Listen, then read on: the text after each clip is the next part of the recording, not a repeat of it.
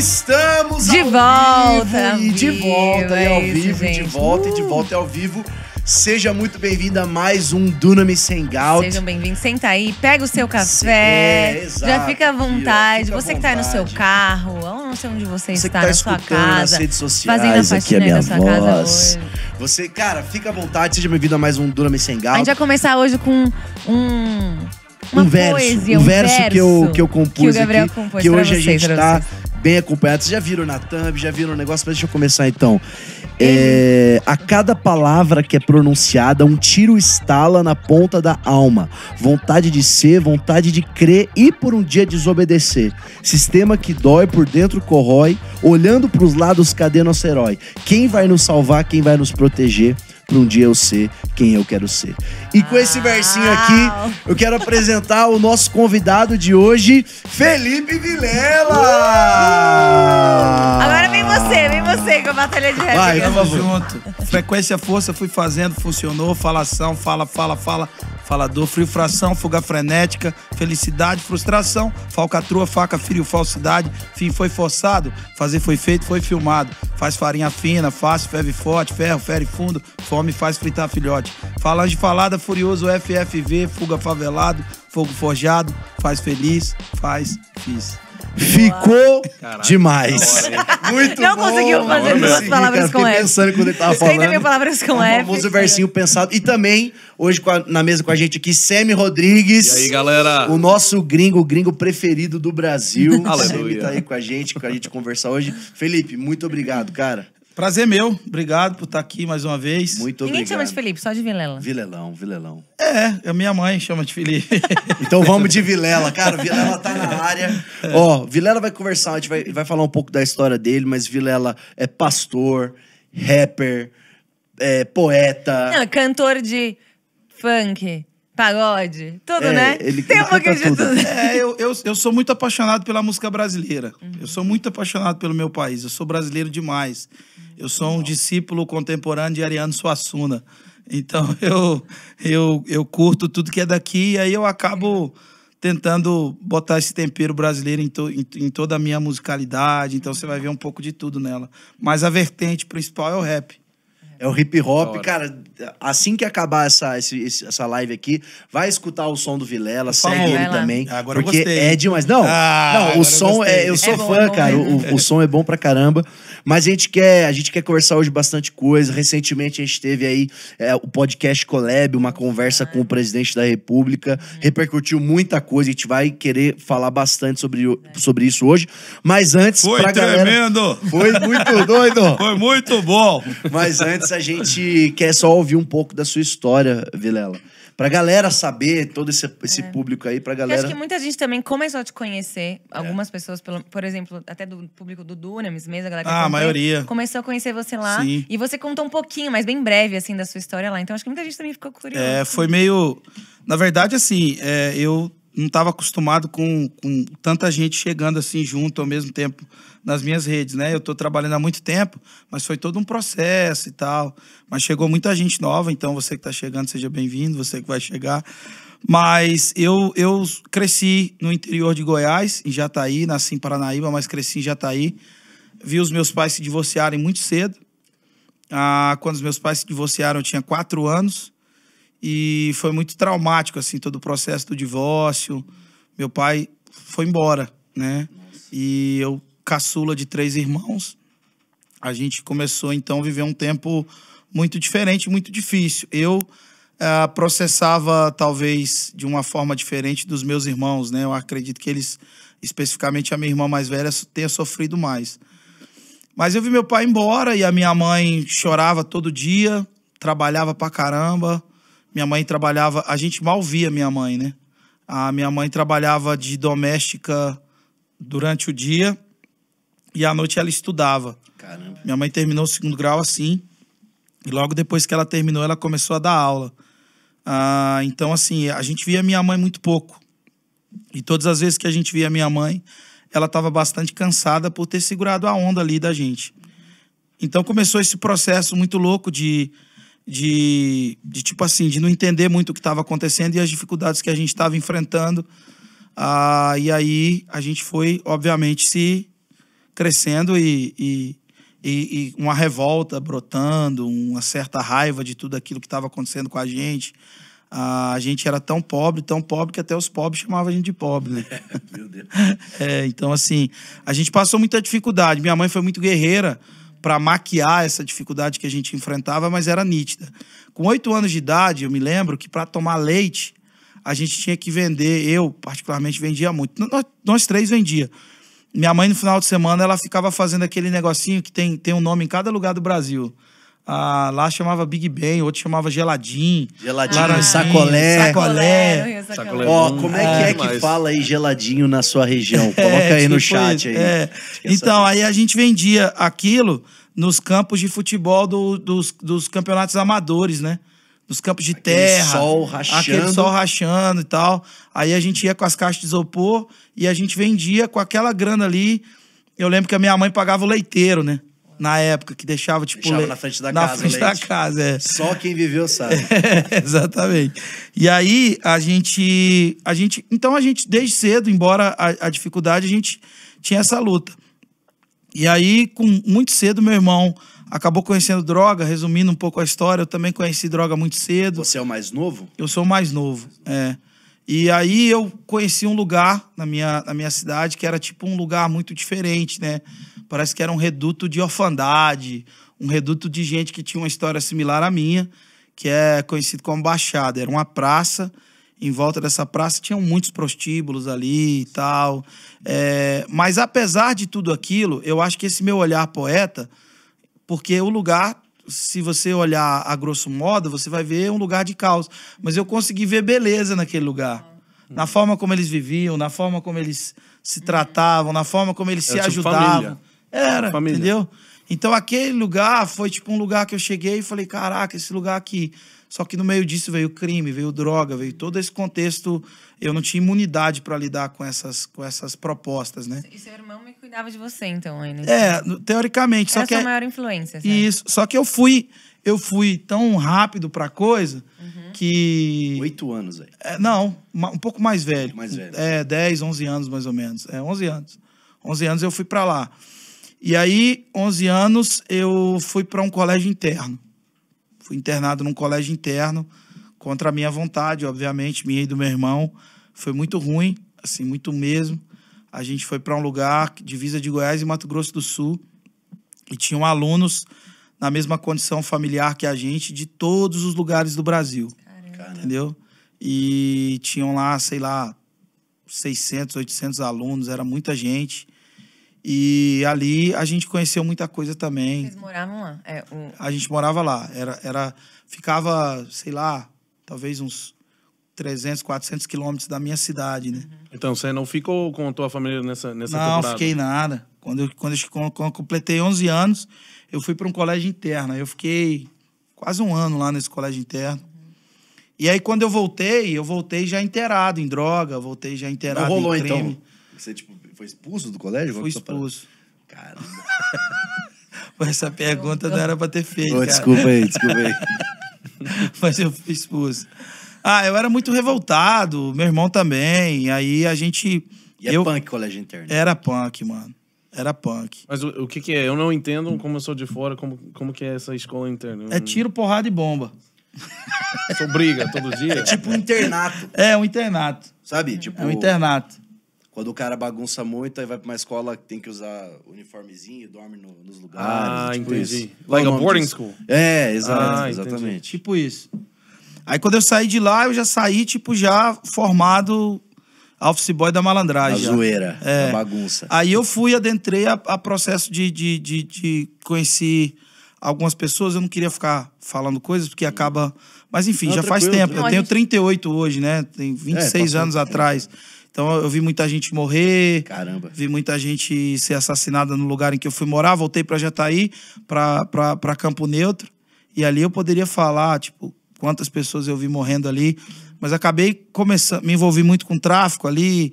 A região em que a gente está ali no estado de Goiás, especificamente nessa região, acaba sendo uma rota de droga que vai para o Brasil todo, entende? Caramba. Nessa época, tipo, 1 quilo de maconha era R$1.000. aqui em São Paulo, e lá era R$120. Caramba. Entendeu? Então, assim, eu comecei a participar ali com algumas pessoas naquele processo, mesmo menor, e aquilo foi, obviamente, me levando para um marasmo, né? Resumindo a história, com 14 para 15 anos, eu fui preso, já tinha algumas passagens pela polícia, ou eu ia para o DPJ, que era uma prisão para menores em Goiânia, ou eu ia para FEBEM, na época, né? Depois Fundação Casa e tal. E aí eu ficaria preso daquela idade até os meus 18 para depois responder a pena como maior. Mas nesse processo houve uma intervenção de uma irmã presbiteriana, Wanda, que procurou a minha esposa, procurou a minha mãe, e procurando a minha mãe, ela conseguiu uma vaga numa comunidade terapêutica para mim em Goiânia. Uau. E aí reabilitação. E o promotor aceitou. Eu já tinha sido internado em outras, mas tinha ficado pouco tempo, 11 dias, 10 dias, Você pediu dado pra um sair perdido. depois? Porque Caramba. eu saía, vazava. Mas você falou que você teve envolvimento. Você se considerava viciado? Nessa época já estava bastante viciado, né? Mas assim, eu era muito... Não era só o vício. Era todo... O ambiente todo, a atmosfera. Pode crer. Eu tinha sido completamente corrompido por essa realidade criminal, sabe? Totalmente. E aí fui para essa comunidade terapêutica, Restauração Shalom, em Goiânia, na época. Bem crente. E ali foi um encontro sobrenatural com Jesus e com a Bíblia. Especificamente com a Palavra Bíblia. de Deus. Eu comecei a ler muito a Bíblia e aquilo me pegou. Era como se aquilo projetasse assim na minha mente como uma espécie de... Eles te faziam ler a Bíblia. Como é? Eles tinham uns processos de leitura de Bíblia, mas foi meio que espontâneo, assim, sabe? Eu peguei a Bíblia e comecei a ler o livro de Juízes. Eu lembro que a minha primeira experiência com a Bíblia foi o livro de Juízes. Vamos ver quem vai me julgar. Só Deus pode me julgar. Só Deus pode Quando me o julgar. cara lá cortou os polegares das mãos e dos pés dos reis e trouxeram os Você reis. tava achando o máximo. Mano, aquele livro, se torcer, sai sangue. É como se fosse um filme, né? É um filme aquilo ali, mano. É um filme, aquilo... Na realidade, que você os produtores vivia, de cinema, por favor, olhem pro livro de Juízes. É uma série. Ontem eu preguei sobre o livro de Sansão na igreja, né? Só abrindo um parênteses. Aí fiquei imaginando. Imagina, os caras prenderam, porque eles estavam sob o comando dos filisteus. Aí Sansão tocou fogo no arraial dos filisteus, lá com as raposinhas. Aí os caras prenderam, amarraram Sansão com corda nova, falando, a gente vai ter que entregar. Tinham 3.000 homens. Aí Sansão foi visitado pelo Espírito Santo, rebentou aquelas cordas, pegou uma queixada de jumento. Pegou uma queixada de Muito jumento. mais da hora que Marvel, Tinha né? 3.000 homens, ele matou 1.000. Não, isso é bizarro. Os outros 2.000 saiu correndo, cara. Mano, matar 1.000 Cara, pessoas. uma queixada de jumento, bicho. Muito louco, velho. Você entendeu? Então eu fui Aí lendo. você foi lendo e foi pirando. E eu fui vendo, aquilo foi se projetando na minha mente. E aí, consequentemente, eu fui adentrando toda... Aí eu entendi que, tipo, uma história tinha ligação com a outra. Quando termina ali, eu não me lembro o nome do último juiz, mas aí logo depois vem Samuel, e aí vem a história de Davi. Então eu fui aprofundando nas escrituras e aquilo foi produzindo mudanças em mim sem eu perceber que eu estava mudando. E aí comecei a conhecer a Bíblia. Tem muita gente que às vezes não crê nisso, mas, cara, que a própria leitura da palavra vai transformando. É incrível. Quantas histórias a gente conhece de gente que, assim, o cara não conhecia Jesus, vou dar uma chance, vou ver qual é que é desse livro aqui, o cara termina o livro. Teve uma história que você se conectou muito? Que você se viu nessa história ou alguma história que você falou, cara, esse aqui, tipo, faz muito sentido pra mim, na tua situação aí? Eu não lembro. Assim, é que você tava vivendo isso ali. Né? Eu não lembro, assim, especificamente aquele ponto máximo da história, mas eu acho que é a história de Jeremias. Quando eu comecei a ler Jeremias ali, e ele, tipo, não sabia o que dizer, ele era um garoto, sabe? Tipo assim, pô, sou só um garoto. Aí o Senhor fala, não diga que você é um garoto. Eu vou colocar as palavras na sua boca, sabe? Mas nesse momento em que eu li esse texto, eu já estava mais... Você começou a entender seu chamado? Eu tive uma experiência muito poderosa com o Senhor dentro dessa comunidade terapêutica. Já estava terminando meu tratamento e aí eu já estava bem, já estava, né? Eu era um menor infrator, convivendo entre muitas outras pessoas, mas o meu comportamento já era diferente. E aí chegou um grupo de missionários lá. Chegou 2 missionárias da Jocum eram da Inglaterra, tava abrindo a Jocum em Goiânia. E um brother, tipo você, assim, e tal, todo style. Aí ele chegou e eles começaram a falar muito comigo. Tava abrindo a Jocum em Goiânia, isso em 1999. Uau. Eu tinha 2 anos. E você, Sério? 2 anos. Eu nasci em 97. Então, aí em 1999 eu já tinha me batizado, já tinha... Aqui tem história. Bate na mesa e fala. Aí esses missionários chegou. Cara, e assim, eu conto essa história perto da minha esposa, ela ri que se acaba também. As meninas eram muito bonitas, né? Imagina, eu tinha... As missionárias. As missionárias eram muito bonitas, mais ou menos da minha idade. Eu pensei, cara, eu vou pra esse negócio aí. Vou fazer Cada um elevado. Tem um chamado pras missões. Tem gente que Eu escuta nunca a gente. nunca tinha ouvido falar de Jocum, de missão, de nada. Aí liguei pra minha mãe, na época, pra mim não voltar pra Jataí, minha mãe me ajudaria a ir pra qualquer lugar, né, cara? Porque eu já tava 7 meses lá. E aí, logo na sequência, apareceu Não, foi antes disso. Apareceu um pessoal que nunca tinha ido na comunidade terapêutica.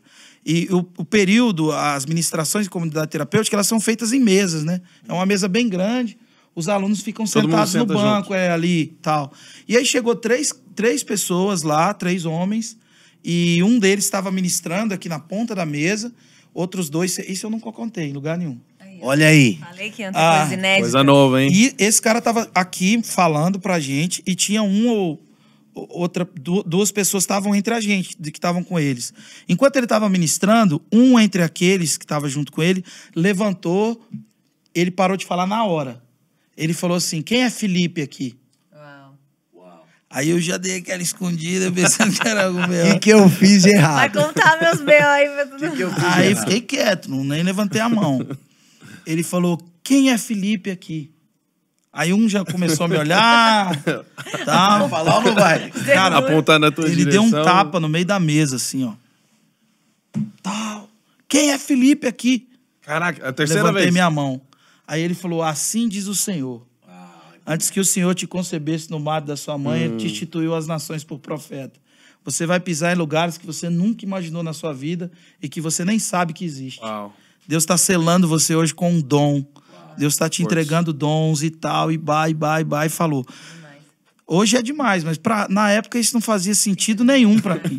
O que esse cara tá Deus tá falando? falando Achava que comigo. o cara era tipo um cara do circo. Oh, mano, ele que quase lia a mão. repetiu Jeremias capítulo 1, é. viu? Ele repetiu.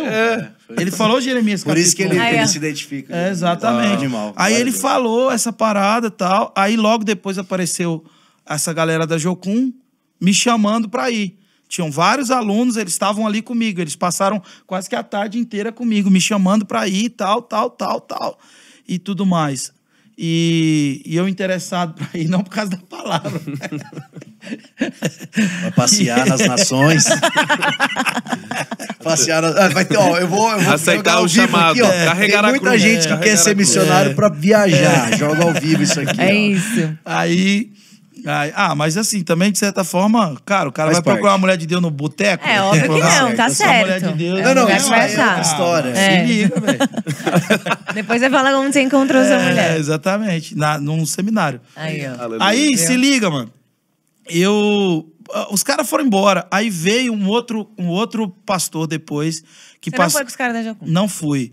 Eu fiquei assim naquela, não entendia o que era, tal. Era muita coisa. Pô, fui criado num contexto totalmente Tinha zoado. 7 meses que você tava lá na comunidade. Totalmente zoado. Eu ia na igreja, tipo, não sabia nada daquilo. Aquela linguagem pra mim era mentalidade tipo, ainda tá- sabe? Outro mundo. Era. Mas eu queria muito o Senhor, orava já entendia que era ter uma vida com Deus, mas não sabia, tipo, ministério, profeta, nações, isso aí não tinha nada a ver comigo. Aí chegou um cara, mano, pastor Divino. Pastor Divino morreu. Pastor Divino era portador do vírus HIV. Nossa. Esse cara, mano, eu nunca conheci ninguém que orava mais do que esse cara. Esse cara não dormia sem ganhar uma alma. Meu Deus. Esse cara foi homossexual há mais de 10 anos, mano. Foi Miss Gay em Goiânia. Se eu olhava esse cara, mano, eu só soube que ele tinha tido essa passagem no homossexual. Isso eu não falei em lugar nenhum. Eu só soube que ele tinha esse passado depois de uns 6 meses junto com o cara. Ele discipulava uma galera, era um cara crente. Uau. Acho que a pessoa mais crente e mais apaixonada pelo Senhor que eu conheci na minha vida. Uau, isso é forte. Esse cara, mano, ele colou em algumas pessoas da... Ele andava com um policial civil, que era o Tião. Era um cara que era policial civil, congregava numa igreja. E o cara dirigia, porque ele não tinha carteira de habilitação, ele não dirigia. Esse cara, mano, ele era uma revolução, assim, na vida da gente. Tanto é que tem jovens em Goiânia, muitos jovens em Goiânia que são crentes por causa desse pastor divino. Uau. Ele faleceu Era uma faz lenda lá. Ele era uma lenda, mano, assim, Morreu no por evangelho. conta do HIV. Eu tenho maior vontade de fazer um documentário sobre a vida do pastor divino. Uau. Cara, ele foi, assim, um cara excepcional na vida de um monte de crente lá em Goiânia. E aí ele chegou na minha vida, ele colou em mim, ele falou, eu vou te levar pro seminário da MCM, da Missão Cristã Mundial, pastor José Rodrigues. Isso é onde? Em Goiânia? Em Goiânia. Tá abrindo a turma e eu vou te levar num café com pastores. Eu disse, mas café com pastor? Do nada. Falei, eu vou te levar. Você topa aí? Falou com a irmã da casa de recuperação. Eu fui para esse café, aí chegou lá, contei essa história do cara que estava ministrando pro pastor Suzano, que é um irmão precioso, que é meu amigo hoje, pastor em Goiânia. Aí, quando ele ouviu a história, ele chapou, mano. Assim, sabe? Aí ele ouviu um pouco da minha história e falou, não, cara, você precisa estar nessa escola aqui. Aí, resumindo, eu fui para a escola de missões. Todos os meus colegas, praticamente, eram formados em teologia, crescidos na igreja. Eles estavam ali como se fosse uma espécie de pós-graduação. Um segundo nível. Um segundo nível do seminário deles. E, cara, esses caras cuidaram de mim. Que era seu primeiro contato. Esses caras, eu aprendi muito mais com os meus colegas de seminário do que propriamente com os meus professores. Tipo, tem um cara que veio aqui em casa agora esses dias, Luciano. Vou apresentar ele para vocês. Vocês deviam ouvir a história desses caras. Esse cara ficou 13 anos no Nepal, formando pastores na montanha do Himalaia. Caraca. E agora ele está há 4 anos no Camboja. Ele compra as meninas que seriam usadas para prostituição. E ele deve ter mais ou menos umas 40 meninas que ele cuida. Meu Deus, que Entendeu? coisa incrível. E o Luciano foi meu colega de seminário. Entendeu? Ele foi meu colega de seminário. Ele tá lá agora. Ele tá lá já há muitos anos. Então, ele, o Renato, cara, eram uns caras geniais, assim. E aí esses caras viram a minha história, desse jeito que eu cresci muito zoado e tal. E aí eu colei neles e eles cuidaram de mim. Esses caras me discipularam, obviamente eu tava fazendo o curso. E eu me destaquei no curso, assim, sabe? Eu realmente, na época a gente não tinha como pesquisar muito na internet. Eu entrei, a escola começou em 2000. A gente terminou em 2002. Enfim, depois desse período, me desviei do evangelho porque me frustrei com a igreja. Você terminou o seminário, fiquei um ano morando numa igreja. Fiquei muito frustrado com a igreja. Caramba. Voltei para Jataí, me desviei. E você disse que provavelmente, não quero que você abra esse teu problema, mas provavelmente alguma coisa com homens, né? Tipo, algum homem, alguma pessoa... Cara, eu achei que a igreja era uma mentira. Porque eu estava numa comunidade terapêutica onde todo mundo era muito sincero na sua busca. Eu estava num seminário onde as pessoas eram muito sinceras na sua busca. Quando eu cheguei na igreja, infelizmente, a gente lidar com outros tipos de doença. Então, assim, imagina, eu me converti, eu saí do crime. Aí eu fui para uma cadeia, fui para uma comunidade terapêutica. Fiquei tempo numa cadeia, comunidade terapêutica. Aí vi o evangelho ali acontecendo. Vi vários irmãos saindo e voltando, mas voltando arrependido, sincero e tudo mais. E aí depois eu fui para um seminário, onde eu convivia com 12 alunos ali. A gente era muito sincero no que a gente estava vivendo. Assim, era. Família. Exato. Aí quando eu cheguei na igreja, cara, era um hospital a igreja. Entendeu? E assim, igreja é isso mesmo. Entendeu? Hoje eu entendo, hoje eu sou pastor de uma. Mas aquilo tudo me frustrou muito, sabe? Me machucou bastante. Tipo assim, sabe? O que o sistema fazia com o pastor divino também, esse pastor que era pastor dessa igreja, que esse cara que era um ganhador de alma, como ele era boicotado, enfim, todo o contexto de convivência na comunidade local me frustrou. Eu voltei para minha cidade, fui trabalhar, arrumei um trabalho onde ganhei significativamente bem, me perdi um monte de coisa, de pecado e tudo mais. E aí comecei a usar droga de novo e para terminar esse período aqui, terminei como um nóia de novo. Nossa. Aí sim eu virei um viciado mesmo. Terminei com a chinela amarrada de arame, uma bermuda amarrada de cadastro, 4, 5 dias sem dormir, sem comer, sem tomar banho, morando numa biqueira, sem água, sem luz, e completamente e totalmente escravo do vício. Uau.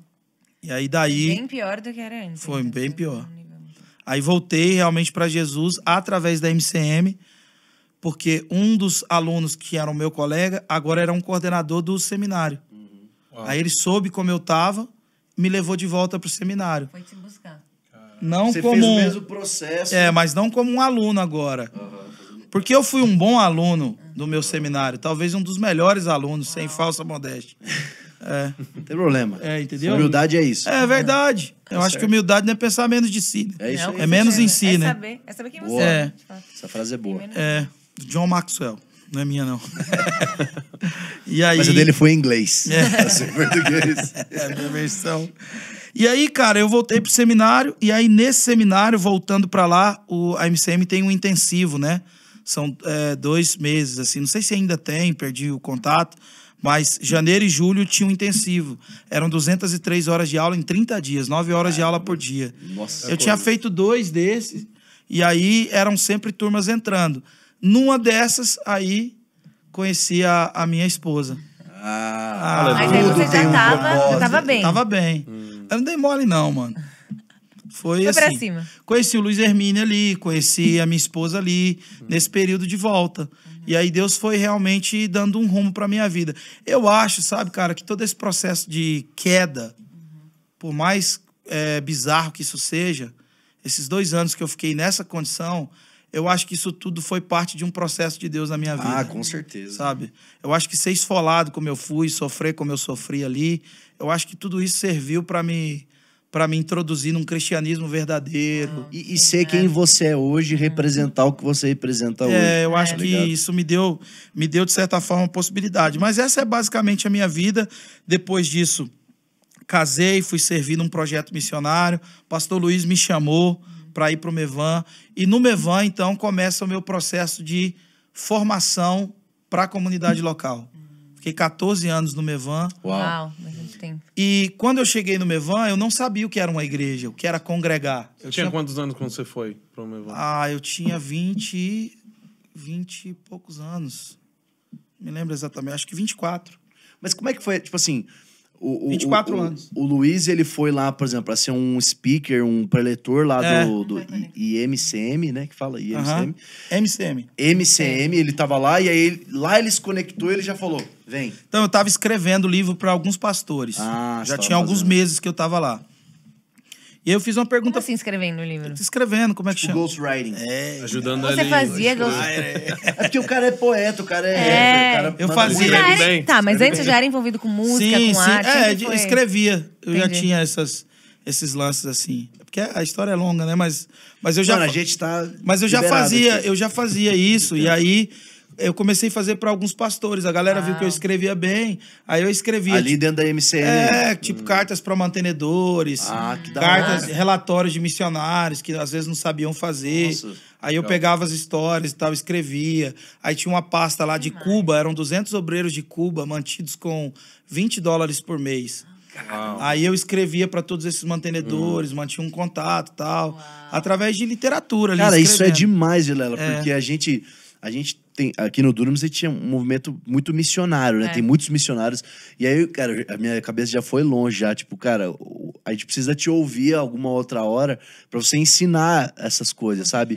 Como o poder de escrever pode fazer um missionário ser mantido. Na Passar a verdade, história. eu acho que hoje é o principal déficit dos missionários. certeza. Comunicar. E eu falo como pastor, assim, por exemplo, a gente ajuda alguns projetos onde, se você não pedir para a pessoa enviar um relatório ou algum tipo de satisfação, porque isso é essencial. Por exemplo, com eu certeza. cuido da África lá, né? Missão África. Eu acho que eu fui um dos primeiros a levar videomaker, uma equipe de mídia para o campo. Importante, Nossa. né? Se você vê os nossos vídeos, parece que ele foi feito pela National Geographic lá. Animal. Uau. Qualidade uma alta top. produção. Na época eu fui muito criticado. Ah, mas o que é isso e tudo mais? Falei, cara, eu tô cansado de missionário mostrando um vídeo horroroso no Movie Maker, entendeu? Com todo Eu queria respeito. passar um vídeo aqui, é um negócio horrível. Entendeu? Mas assim... Porque na época não tinha. É, que eu acho que tinha, hoje a existia. dificuldade do missionário também é ou ele pede demais, tipo, nas redes sociais. Vou Sim. pedir, não sabe pedir. Então acaba que Nossa, não tem um muito legal. mantenedor. Não tem um mantenedor porque não sabe pedir. E também a cultura do Brasil, ela não é tanto de manter missionários. Eu não sei. Eu acho que fora do país, eu vejo que alguns missionários meus de fora, eles têm contato com os mantenedores, eles mandam a carta mensal. Sim. É uma coisa mais saudável. Aqui você vê, um mês a pessoa ajudou, no outro mês não tá mais ajudando. Então essa conexão, a né, gente com o conseguiu mantenedor. manter. A gente criou Isso é uma verdade. campanha aqui, especificamente no meu projeto na África, 3.000 pessoas ajudando com 84 centavos por dia. Caramba, A gente legal. criou uma campanha, menos que um cafezinho, menos que um chocolate e tal. E eu comecei a Irado. percorrer juntando essas pessoas. Que aí a gente conseguia, tipo, um investimento muito básico, onde um médico, um servente de pedreiro consegue ajudar e se envolver com missões. Uau. E a gente começou a passar a gente passa, né, para essas pessoas um relatório daquilo que está acontecendo. Então, ano passado a gente furou um poço, né? Legal. Beneficiou 1.000 famílias lá em Morumbala. Então, assim, a gente começou a fazer uma produção que hoje isso é meio que ficou meio comum no meio missionário. Mas ainda tem que ensinar, Tem muito Mas- missionário novo chegando. E tem né? muito Sim. vídeo fantástico, assim, que eu fiz na época com o iPhone 7, por exemplo. A gente foi em Gulen. Um dos vídeos lá rodou na TV. Uma vez eu reunia funcionários do Itaú para poder dar uma palestra Caramba. sobre o trabalho que a gente fazia e tal. Então, Bem, então, isso é sensacional. eu já pulei, né, para um outro... Porque vamos voltar pro negócio. Aí Não, você mas tava enfim, mas escrevendo... a minha história, ela ganhou sentido, na verdade, assim, cara, com todos os lugares que eu passei foram muito importantes.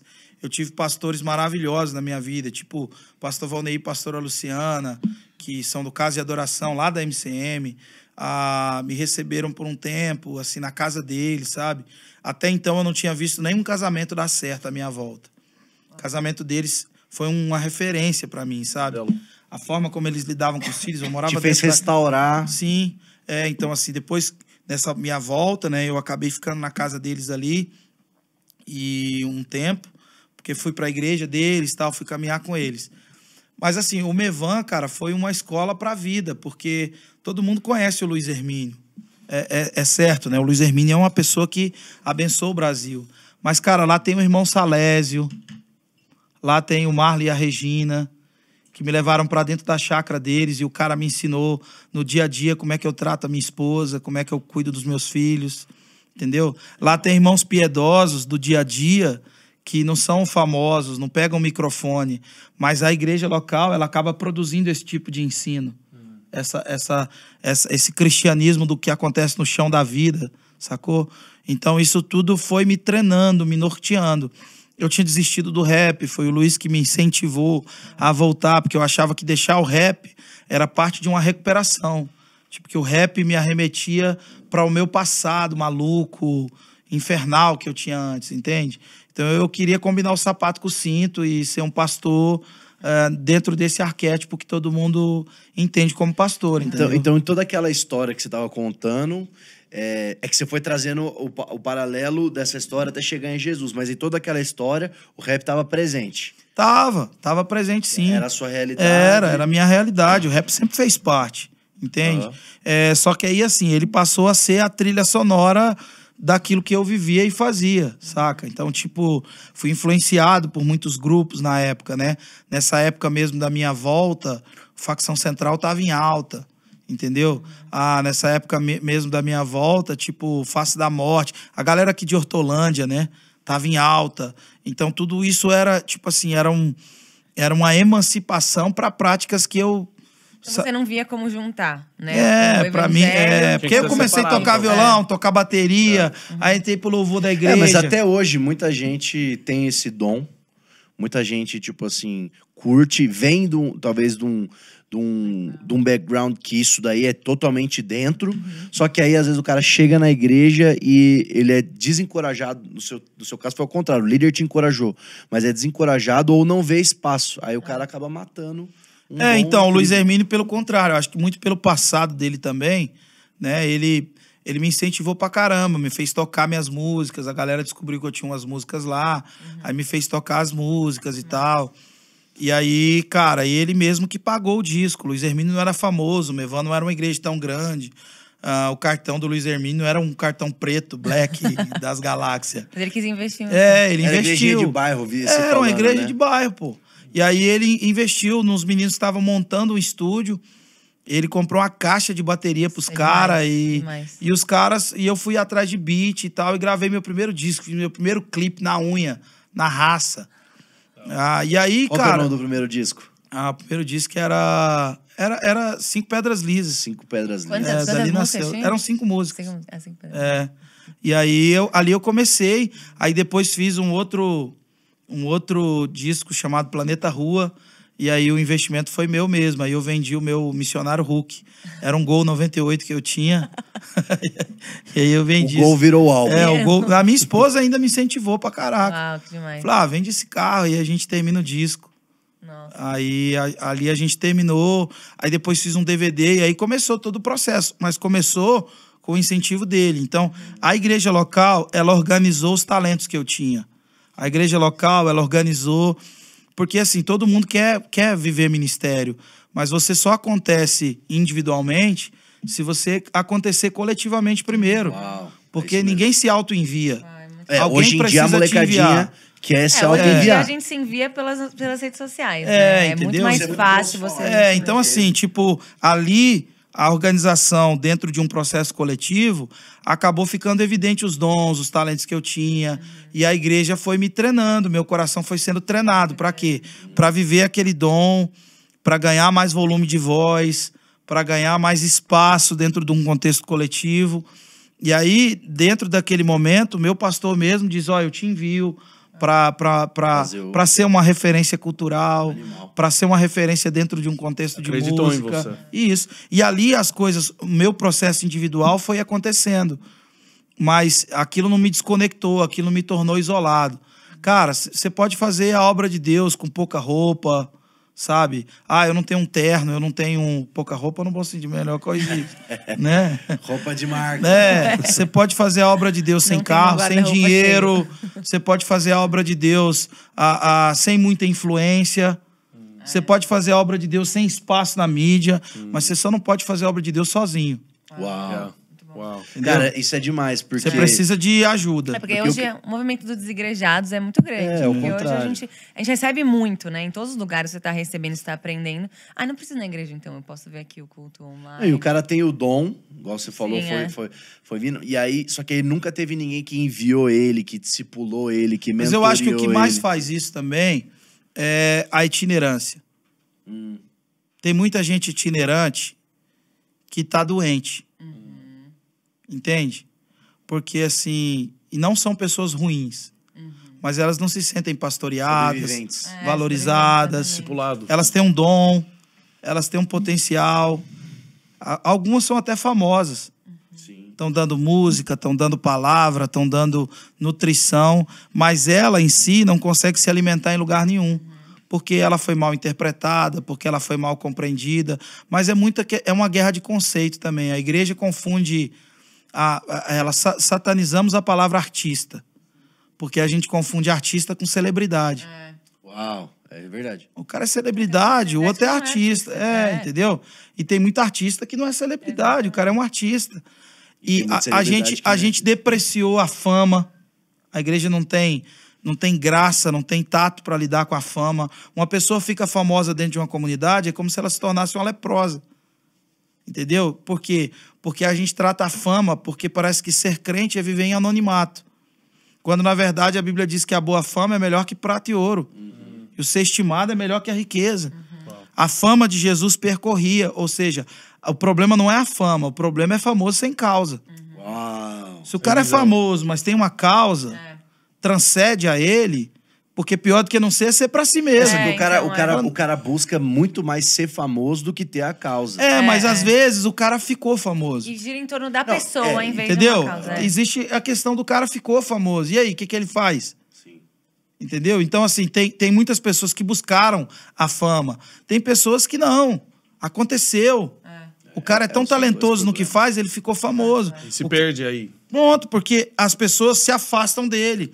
A igreja começa a tratar ele como uma pessoa menos espiritual, porque ele ganhou uma certa ascensão. Também, né? Entende? Ou um lado ou o outro.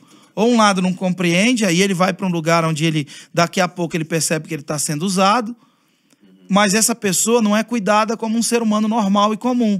Então a gente tem um êxodo, porque pessoas que se destacaram dentro de um contexto cultural, elas saíram da igreja, elas não conseguiram oferecer aquilo que tinham para um contexto, digamos assim, de igreja local. Quantos músicos a gente não tem tocando por aí na noite que eram músicos de igreja? Sim, vários. Quantos artistas a gente não tem tocando aí que eram artistas de dentro da igreja? Mas aí eu vejo uma coisa que eu acho que são dois lados, né? Tem talvez que a pessoa não tem o discipulado e também tem a pessoa não serve. Então, tipo, o serviço pra mim é uma coisa que me faz sempre estar conectada com a minha igreja local. Sim. Mesmo que eu tenho... seguro, né? Eu seguro. Eu tô indo pro meu itinerante, mas de domingo eu tenho que estar na minha igreja. Meu pastor tá falando, ó, você vai lá no sábado, você vai na sexta, você vai na quinta, mas domingo você tá na sua igreja. Eu sei que eu tenho a minha comunidade, eu tô servindo a minha comunidade. Sim. Porque aí eu vejo também que o itinerante, eles virou assim, eu tô ali recebendo da igreja, né? Porque você tá recebendo algo em troca também pra você dar algo, e você não tá servindo em lugar nenhum. Sim. E aí também eu acho que tem os dois lados, né? E tem uns que também falam, eu não vou querer ser mais Eu acho, Rafa, também. que é aquela pessoa que, tipo assim, ela não quer prestar conta. Não quer prestar conta. Exatamente. Com ninguém. É isso, Ela quer viver de forma independente. independente. Então ela quer, porque faz parte do protocolo dizer que eu congrego em uma determinada igreja, mas naquela determinada igreja eu não presto conta com ninguém. Entendeu? Então tem esse lado que é o lado maldoso, equivocado da coisa. Mas tem o lado também da pessoa que, por exemplo, o que é muito normal no mundo de redes sociais. Às vezes o pastor, eu tenho pessoa congregando lá comigo que tem uma envergadura nas redes sociais maior do que a minha. Sim. E tem pastor que não sabe lidar com isso. Às vezes quer cortar, né? Entendeu? Entendi. Tô entendendo. Entendi. Você entendeu? Aham. Então, assim, tem casos e casos Sim, dentro dessa equação, que ela é bem Muitos, complexa. Mas, assim, eu não sei nem por que a gente entrou nesse assunto. Não, era toda essa conversa de da A relação- comunidade local. Comunidade local no lugar da pessoa que tem um dom, que tem um talento, Porque que é um eles artista. investiram no seu talento. Então, por exemplo, eu saí de uma live com o presidente, cara, e eu fui para um retiro de pastores lá em Balneário Camboriú, me sujeitar completamente a uma programação da minha comunidade local. Ser mais um ali Mas entre é isso que todos. bota o seu pé no chão. Exato. Fala, eu não sou Então ninguém. eu digo isso. Eu digo assim que nesse meu processo de Mevan, os meus dons foram organizados. Pô, o Vilela faz isso bem. O Vilela faz aquilo bem. Pô, o Vilela é inteligente. Mas se não fosse a comunidade local, eu não teria me organizado. Caráter também. né? Exato, para um processo de formação de Caráter. para um processo de alinhamento na minha vida devocional com o Senhor, Isso aí. para eu não ir tipo na independência, eu tô indo como um enviado. Não, e mostra que essas coisas que aconteceram, igual, por exemplo, você falou da live do presidente, a gente pode entrar falar sobre isso. Que, tipo assim, isso daí, cara, não é maior do que o que Deus tem pra você. Então, tipo, a gente falou exatamente o que você falou com o Theo, por exemplo, que ele também tava lá, e aí no dia seguinte, ele mandou uma mensagem lá no nosso grupo. Quem tiver por aí, bora almoçar. Você pode pensar o quê? Pô, o cara, vamos comemorar, vamos aqui, não sei. Mano, a gente foi comer na padaria ali, Portal do Padeiro ali, sabe? E a gente tava trocando ideia sobre isso. Você falou, tava lá.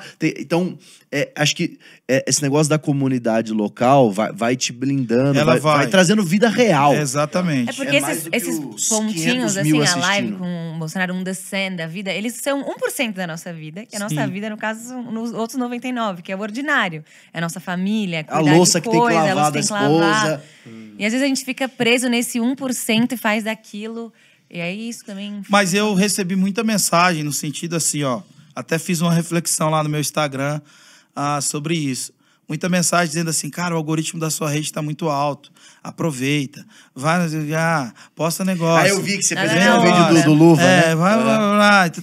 Eu tava na mesa com uma pessoa que me ama bastante, que lidar com marketing digital, que entende todas as métricas de tudo, pessoa que tem resultados exponenciais. E aí... Arrasta pra cima. É, uma pessoa que trabalha Não, entendi. de forma legítima com isso e Sim, tal. sim, E ela sim. tava me dando conselhos. dizendo, olha, você precisa aproveitar, tem muita gente nova chegando no seu... Reposta conteúdos antigos, tal, aquela coisa toda. E eu, cara, terça-feira eu fui dormir, sabe, fui ficar com a minha esposa no hotel, fui comer um sushi com a minha mulher, fui ficar de boa. E aí, aquela montoeira de mensagem e tudo mais. Aí, naquela hora que eu tava conversando com a pessoa, num almoço de quarta, eu me lembrei do Luva de Pedreiro. Aí, imagina, cara, a pessoa mais conhecida, um dos de brasileiros... 2022, cara, entende? Tipo assim, um garoto, cara, com 20 anos, entendeu? Agora parece que Lá diagnosticado no com interior. burnout, sabe?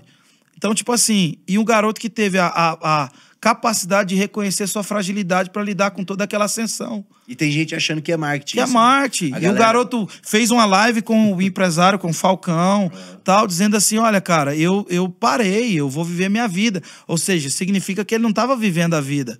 Que ele estava seguindo o fluxo da jornada. Entende? Então, assim, eu sou muito... Eu tô lançando uma música agora, já vou fazer um merchan já. Mas aí, esse é o momento. Se quiser Tipo cantar, assim, eu faço até beatbox. Fla-Flu tem intervalo, respeito o cansaço. Tony Stark era de ferro, mas seu coração não era aço. Entendeu? Então, tipo assim, cara, a gente precisa entender que algumas coisas que acontecem, a gente tem que parar para entender, para absorver, para extrair. O algoritmo não dita o rumo da minha vida. Muita pressa. Entendeu? A minha vida não é movida pelo algoritmo. Não, se o Instagram acabar hoje, quem é você? Pô, minha vida é minha esposa, meus filhos ali, a minha mãe que tá lá em casa, a igreja que eu pastoreio, as pessoas que têm dores reais e que recorrem a mim para ajudar elas, entendeu? Então, tipo, tudo isso me fez pensar. E o lance do Luva de Pedreiro deve fazer a gente pensar, saca? Porque a gente acha que descanso é um lugar que a gente vai. E se descansar fosse fácil, não era mandamento, cara. Exato, e tem gente que acha que descansar tem que ter propósito, porque descansar sem propósito é vagabundear, assim, ficar ociosão. O descanso é proposital. E existe descanso também quando você tá fazendo coisas, entendeu? Eu Saber acho que a igreja descansar local é esse ponto isso, de você tá descanso. servindo lá, mas... Entendeu? Eu acho que, tipo assim, cara, eu fui lá, mano, carnaval mesmo. Teve uma época, eu tô 12 anos viajando, bicho. Aí, tipo assim, teve uma época que cara, tinha ano que eu não tinha um final de semana. Caramba. Aí eu tava fervendo, teve um ano que eu fui 6 vezes pra África. Nossa. Uau. Aí, cara, lá pra Morumbala, aí você volta, serve.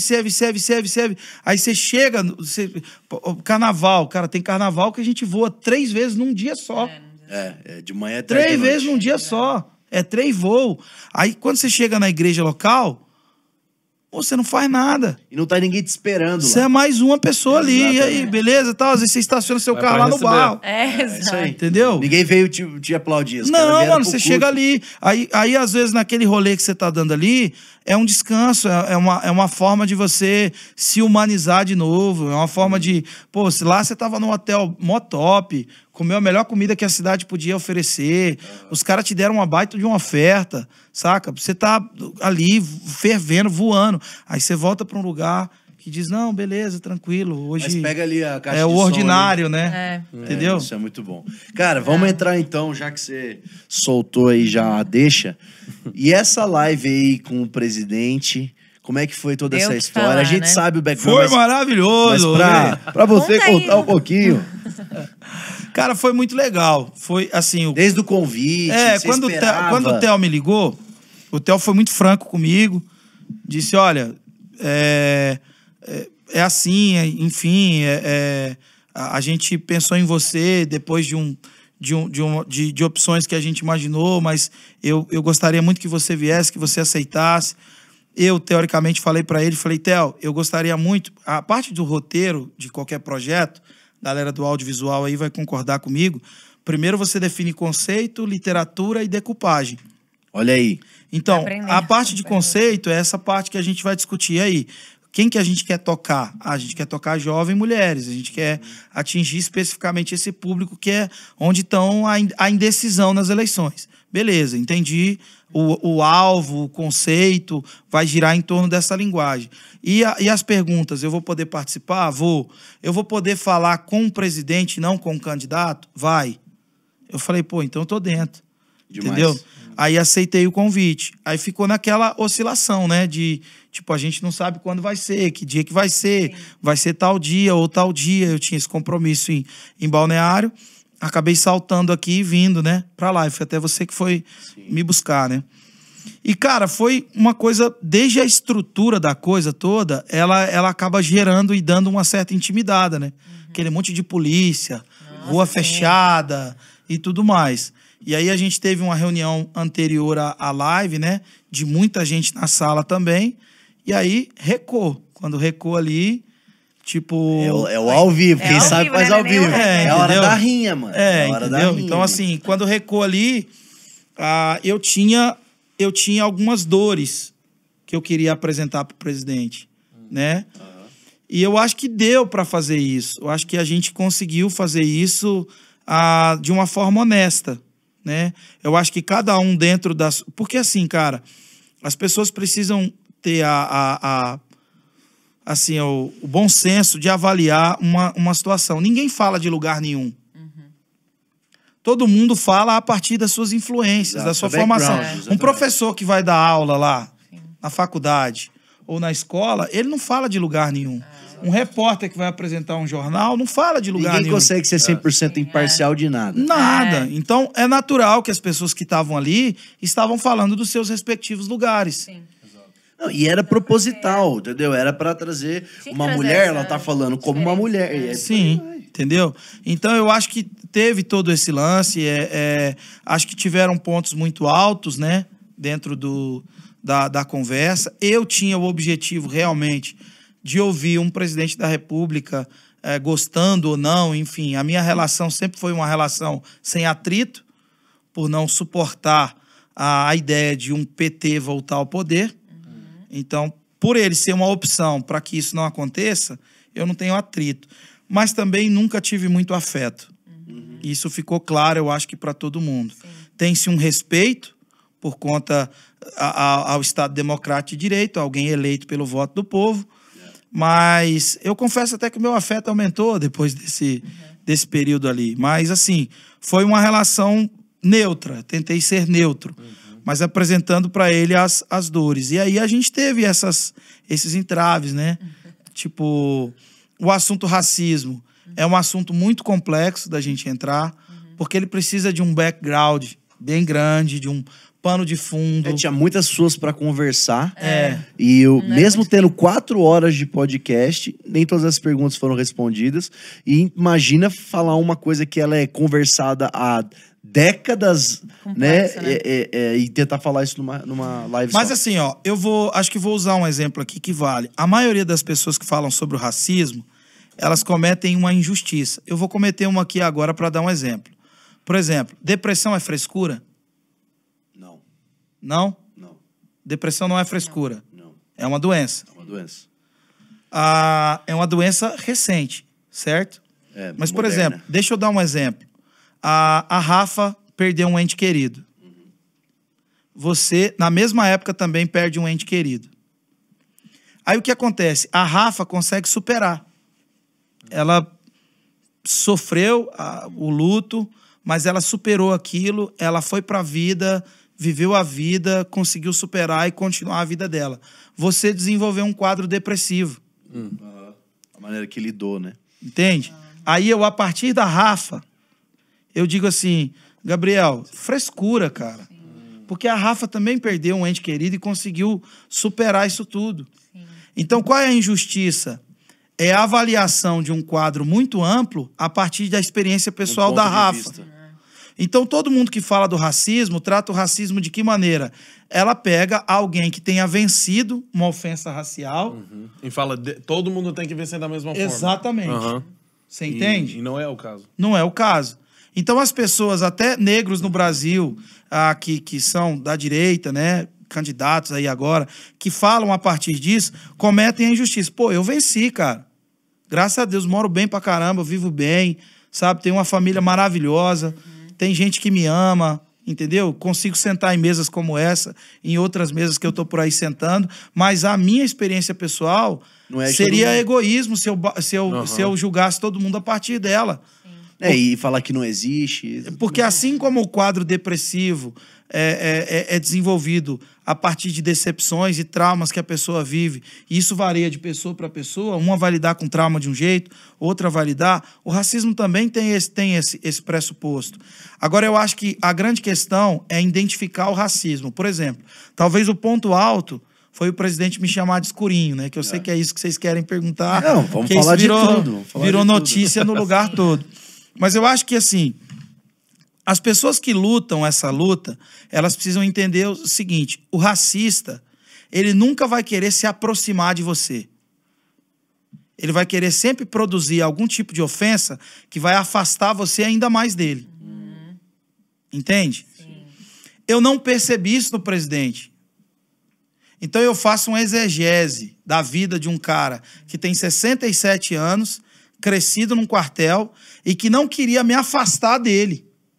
Ah, talvez o jeito que ele falou e tudo mais. Mas assim, se a gente for ficar nessa hipersensibilidade acerca dos termos, a gente não vai conseguir produzir consciência nas pessoas. A gente vai ficar brigando e reagindo o tempo inteiro aos termos. Muito bom. Entende? Então, assim, a gente não vai conseguir produzir conscientização, porque é fato que a gente reproduz coisas que são inerentes a nós. Sim. Entende? A iniquidade, como eu falo disso dentro de uma perspectiva muito mais teológica, o pecado é uma prática singular. Iniquidade é uma prática plural. É quando um pecado é regulamentado. Iniquidade vem da palavra hebraica avon, o sentimento por trás do pecado. A mesma palavra para o cosmético, né? Mas não se sinta culpado se você usa Avon. Usa Avon e fica tranquilo. Se você vende não Avon, é racista. fica tranquilo. Ou você não é pecador, né? Então, o que é iniquidade? Iniquidade é aquilo que se torna parte de uma cultura. Então, quando a gente encara a violência contra a mulher, por exemplo, no Sudão do Sul, em 2017... É cultural. 2017, a iniquidade, a regulamentação da violência contra a mulher. No Sudão do Sul, em 2017, o governo liberou estupro como forma de pagamento aos soldados. Meu Deus, cara. Caraca. Entendeu? Então, assim, o cara trabalha, aí ele tem que receber o mês do salário dele. Existe uma cota de mulheres que ele pode estuprar. Meu Deus, cara. Aí você fala, é um pecado quando é feito por uma pessoa. É uma iniquidade quando se torna uma prática coletiva. E, consequentemente, aquilo é parte de uma cultura. Aí, a oração que Davi faz, em pecado me concebeu a minha mãe. Em iniquidade. O que Davi estava falando? Davi estava denunciando uma prática cultural. Ele não estava meramente falando que a mãe dele estava numa prática de pecado singular. Ele estava falando, não, a minha cultura precisa ser afetada pela graça de Deus. Entende? Então, assim, o racismo lá atrás era um pecado. Mas, consequentemente, ele se tornou uma iniquidade. E, consequentemente, isso vazou para a cultura. Então, a gente tem uma cultura que reproduz racismo. Por exemplo, como é que você explica? A minha filha, quando ela tinha 3 anos de idade, a minha esposa pegou ela cortando os cachinhos do cabelo. Aí a minha esposa Josi perguntou assim, por que você está fazendo isso, Bebel? Isabel, o nome dela. Por que você está fazendo isso, Bebel? Mãe, eu quero ser princesa. Princesa não tem o cabelo como o meu. Pô, ninguém falou isso para ela. Mas a eugenia de Galton, o padrão de beleza, a supremacia ariana, foi uma coisa que vazou para todos os lugares. Entendeu? A gente tem resposta aí de grandes comunicadores, agora viralizou, né? De um vídeo onde uma garotinha com cabelo black diz assim, você é cantora. E um dos maiores comunicadores da televisão brasileira fala, mas com esse cabelo? Ah, sim, sim. Você entende? Então, assim, isso... Não sei se você viu que agora vai sair o filme da Ariel, né? Pequena Sereia. Da Ariel? É, Ariel. Pequena Sereia. E ela é feita por uma mulher negra. É uma inversão de padrão de beleza, entende? E a galera saiu matando, que a galera que não entende representatividade e tal. A galera já é interessante, por quê? Porque durante muito tempo, tipo assim, pô, até os filmes de Jesus, quando a gente assiste Jesus, os caras são loiros do olho azul, mano. Não tem um personagem palestino ali. É por isso que The Chosen é bom. Entendeu? Nossa, é muito bom. Então, assim, por quê? Porque, por exemplo, assim, o racismo em si, ele não é a depreciação de raças. Ele é a supremacia, ele é a supervalorização de uma raça. Entende? A raça pura, a raça perfeita, a supremacia ariana, que é uma filosofia diabólica, desgraçada. Sim. Daí a gente tem Holocausto, daí a gente tem Apartheid, daí a gente tem tantas outras mazelas sociais. Sim. Então, assim, agora, um racista, ele nunca vai querer aproximar você, incluir você. Ele sempre vai querer depreciar você. Por que eu estou falando todo esse contexto cultural? Porque essa consciência, ela vai vir em doses homeopáticas. Então, por exemplo, quando uma pessoa me chama de escurinho e eu não percebo nenhum tipo de maldade nela ao me chamar disso, pelo contrário, ela está sendo, tipo assim, dentro do bojo dela, dentro da formação dela... É assim que que ela entende, ela se comunica daquela forma. Agora, quando eu percebo que uma pessoa está sendo racista, quando ela fala assim, deixa esse escurinho aí. Ou seja, ela está se afastando. Agora, quando uma pessoa vem e fala assim, ai, meu neguinho favorito, ela está se aproximando. outra coisa. Entende? Então, a hipersensibilidade e fragilidade com uma cultura que já foi afetada não contribui com a luta. E tem a galera que quer roubar a narrativa. Exato. Foi até a questão da notícia que saiu com Das você. notícias. Agora, olha só como as notícias e os noticiários são muito mais racistas do que a fala do presidente. Porque a fala do presidente é uma fala oriunda de uma cultura em que ele foi formado, certo? Errada ou certa, para mim não foi. Eu estava ali. Pra você, então. Porque o sentimento era um sentimento de aproximação. E não de apartheid. Entendeu? Como a nossa mesa aqui, né? Não, mas posso falar uma parada rapidinho? Pode. Mas eu acho bem interessante aqui no Brasil, porque nos Estados Unidos é bem claro, tipo, o cara esse cara é racista, esse cara não é. Aqui no Brasil é escondido. Por que eu falo isso? Porque todo mundo misturou, todo mundo é misturado aqui. Tipo, aqui nem existe a palavra, eu sou misturado. Você não fala isso. Nos Estados Unidos a gente fala mix. Eu sou branco e preto. Não, óbvio que existe as palavras em português, mas eu digo, a pessoa não fala, eu sou branco e negro. Não, eu sou brasileiro. E tipo, isso é uma parada assim que eu acho legal, nesse sentido, mas também difícil ao mesmo sentido, porque aqui no Brasil é um pouco mais difícil entender quem é racista. Lá nos Estados Unidos é bem claro. E eu sofri, assim, racismo dos dois lados, porque eu sou latino, mas eu sou mais escuro, e os caras que eram negros lá, eu tenho um pouquinho de negro no meu background da minha família também, e tipo, as pessoas lá, os negros, me tratavam ruim. Aí os brancos me tratavam ruim, eu tava tipo meio no meio, mas eu me encontrava mais com os negros, porque eu cresci num bairro de 90% dos negros, eu era o único moreno lá, né? E aqui no Brasil algumas pessoas me consideram até negro, eu tenho tranças e tal, solto e tal, aí nos Estados Unidos é mais no meio. Mas eu acho que, tipo, a parada em si sobre o racismo, que eu tenho aprendido durante meu tempo aqui no Brasil, tem sido... do reino, porque eu vejo tipo, eu sou brasileiro, você é brasileiro, eu sou brasileiro. E quando a gente como negro, tipo moreno, branco, tal, qualquer tipo background, quando a gente entende a gente como cristão, né, e consegue levar isso para fora, o conceito do reino, a gente consegue entender e ser um, e tem essa unidade e trazer isso para fora, porque eu vejo isso aqui no Brasil, eu sou brasileiro, então agora eu sou do reino, caraca, eu sou do reino, então eu consigo conectar com esse cara, com esse cara, com esse cara, eu tenho visto isso aqui durante esse meu tempo, então eu sinto que assim, o Brasil tem uma coisa muito lindo, que é o seguinte, que todo mundo, eu sou brasileiro, isso é muito diferente dos Estados Unidos. Lá a cor da pele tá acima até do cara falar que é americano. Exato. E aqui, tipo, também a região, eu sou né, brasileiro. e a gente tem isso. Eu sou cidadão do reino. E aí a gente consegue... Eu acredito que isso vai acontecer no Brasil e também nos Estados Unidos, pra gente começar a entender ainda mais a nossa identidade como cidadão celestial. Eu acho que o que é maneiro, muito legal, eu acho que essa é, na verdade, o cerne da mensagem de Luther King. Porque quando ele estava lá, ele no Memorial Lincoln lá, né, no I Have a Dream, ele fala assim, que os negros hoje não vejam os brancos como inimigos, porque o destino deles está integralmente ligado ao nosso. E o futuro deles está intrinsecamente ligado ao nosso. Uau. Então, haviam muitos brancos ali presentes. Então, assim, essa conversa, por conta da narrativa, ficou muito difícil de se ter aqui no Brasil. Sim. A gente está numa guerra de narrativa... Roubando, né? Que roubou a possibilidade do diálogo sobre anomalias sociais, que são alvo da missiologia da igreja. Pô, violência contra a mulher, vamos falar. sobre a fome, vamos Não, falar. vocês não podem falar Sobre isso, racismo. porque isso é nosso. Exatamente. Então, essa apropriação ilegítima de causas legítimas acabou resultando numa covardia da igreja. Uau. Então, a gente não toca em assuntos com medo de ser colocado no bojo do A ou do B.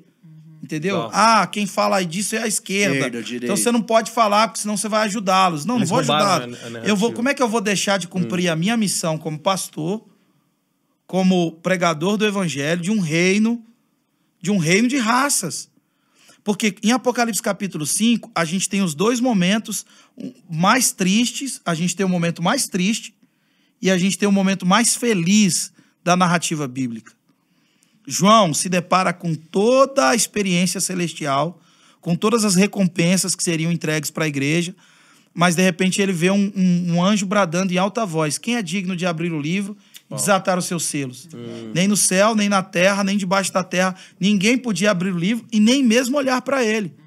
Aí João diz: eu chorava muito. Por que João chorava muito? Porque ele viu que Estevão morreu em vão. João viu que Pedro morreu. João foi o idoso, o cara que morreu mais. O último a morrer, Mais era o velho, mais né? garoto. E foi o último a morrer como um prisioneiro político numa ilha de Pátmos. Sim. E aí ele tem essa experiência. E aí ele diz assim: cara, Paulo morreu em vão. Né? Há quem diga que Paulo foi decapitado e uma parte dele deixada em cada uma das partes das províncias de Roma. Então, cara, esse cara morreu em vão. E aí o próprio Paulo diz em 2 Coríntios capítulo 15, verso 19, se a nossa esperança em Cristo consiste apenas nessa vida, somos os mais miseráveis de todos os homens, os mais dignos de lástima.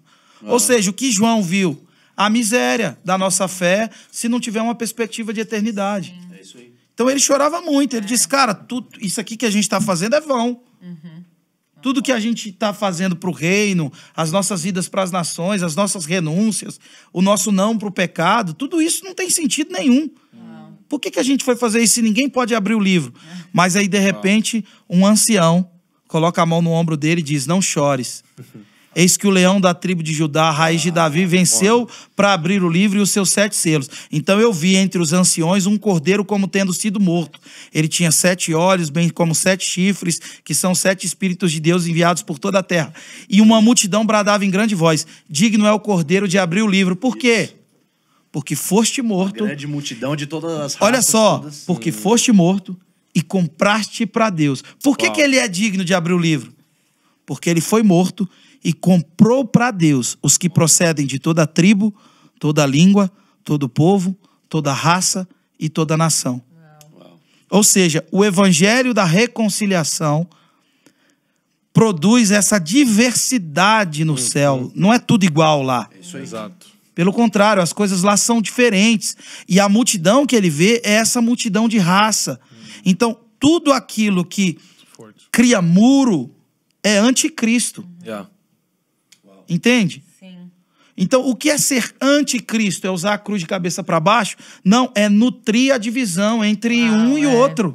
Porque quem compreende o evangelho anda com a marreta no pescoço, quebrando todo o muro que as pessoas constroem. A gente prega o evangelho da reconciliação.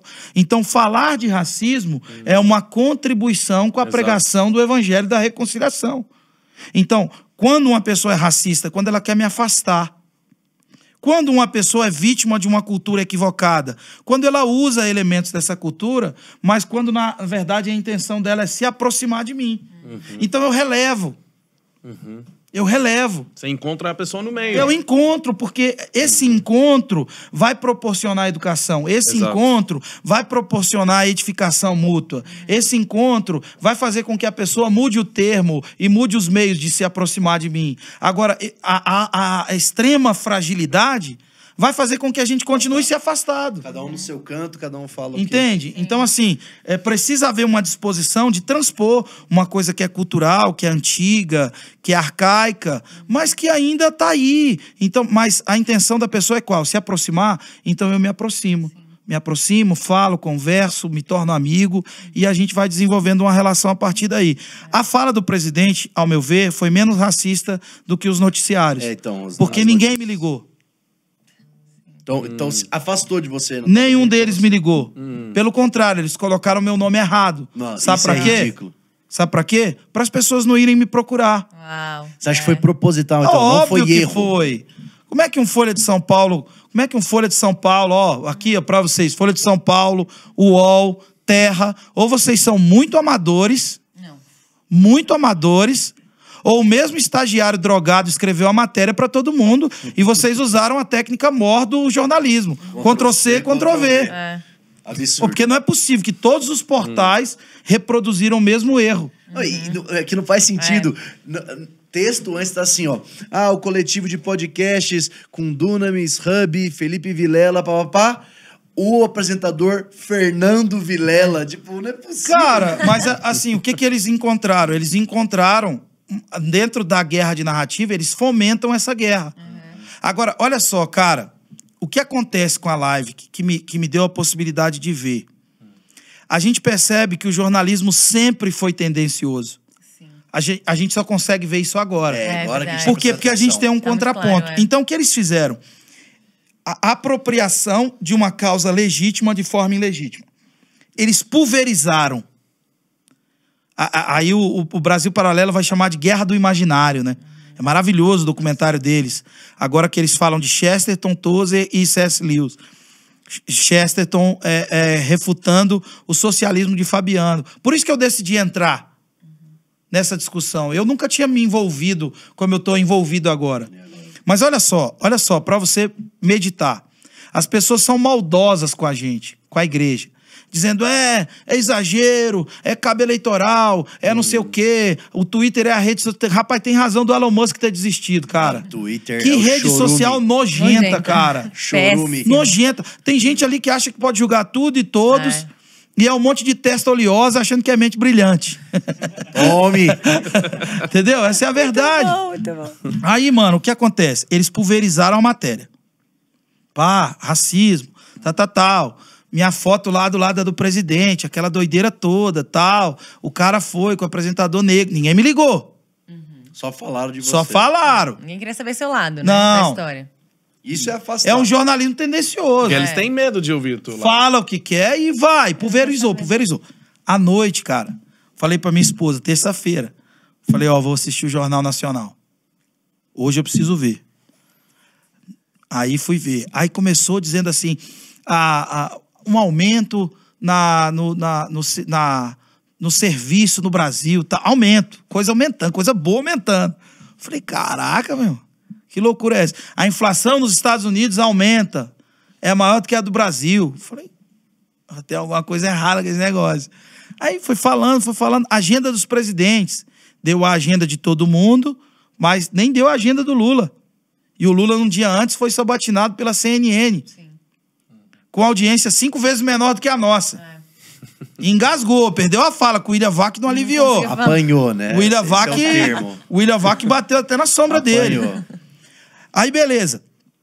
Aí, depois de tudo isso, cara, a gente, na nossa live, ao falar de racismo, a gente falou do caso do Aranha. Era um goleiro do Santos, que foi vítima de racismo.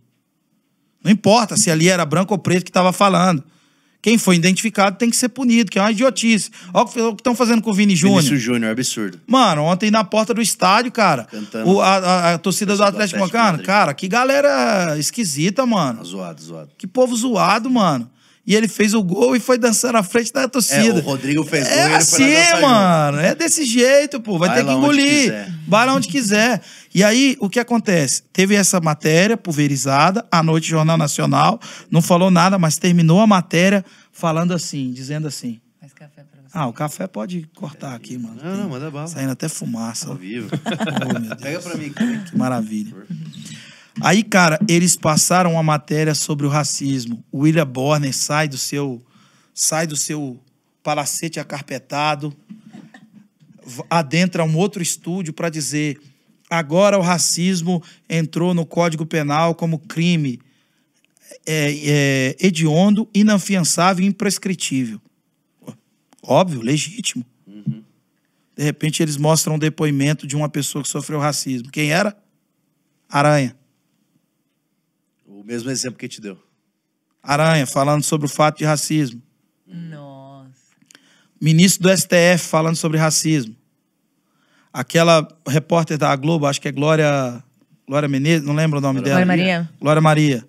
Falando sobre quando ela sofreu racismo. outras pessoas falando do racismo que sofreram. A causa é legítima. A apropriação é ilegítima de um meio de comunicação que pulverizou aquilo a tarde inteira, o dia todo. Aí, à noite, ela apresenta uma orientação filosófica para aquilo. Para as pessoas no imaginário, para a gente no nosso imaginário coletivo, fazer associação. Aqui, o dia inteiro chamaram o presidente de racismo. À noite, eles fazem uma matéria ampla, profunda, legítima sobre o racismo. Então, essa é a dinâmica da nossa mídia tendenciosa, certo? A gente já sabe. Quantas vezes essa mídia tendenciosa decidiu as eleições no Brasil? A gente nem sabe dizer quantas vezes foram. Não dá pra saber. A gente nem sabe. Quantas vezes eles ditaram o curso de tudo? Sabe o que assusta eles? Que eles nunca tiveram um contraponto de audiência, de influência e de relevância. Exato.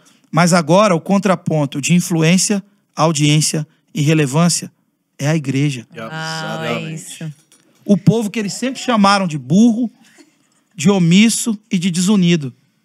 Que era o que o Bial falava. O povo que eles sempre chamaram... A fala era, não há vida inteligente no planeta evangélico. Mas agora a gente faz uma live que tem 5 vezes mais audiência do que uma TV. Sim. E repercute muito mais. Agora a gente consegue repercutir um assunto com o presidente sentado junto com evangélicos que há pouco tempo atrás eles discriminavam. Esse povo, teoricamente discriminado por conta da maneira como vive, daquilo que acredita, dos valores que defendem, a gente é o retrógrado, a gente enfim, a gente é tudo na perspectiva de alguns. É certo que tem gente lá que nos respeita muito, então não vou generalizar. Tem gente dentro dos meios de comunicação que respeitam muito a igreja, inclusive fazem parte da igreja. Mas o contraponto que eles têm veio de onde o contrapeso nessa equação da comunicação veio de onde eles menos imaginavam. Ao ponto de uma massa evangélica ser um fator importante na decisão de uma eleição.